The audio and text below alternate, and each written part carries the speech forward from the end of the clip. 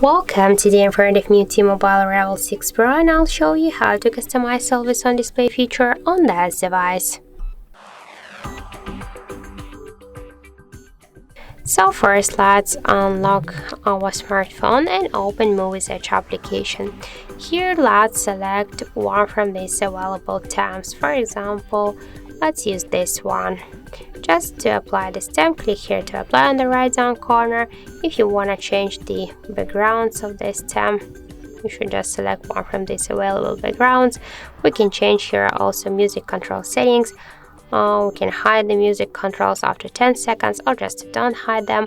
If you want to turn on or turn off notifications on AOD lock screen, we should use this watcher. We can also turn on or turn off to show the date and the battery status always while it was charging or just to don't show it. So let's click to this X icon, switch AOD to the settings and select always on display. Here also can change shown just feature on the lock screen. We can show it always while the was charging when we play the music. Also, we can use this two features separately. If you want to change screen timeout, you can make it, but from here just we can hold and swipe to the left or to the right side with this white dot.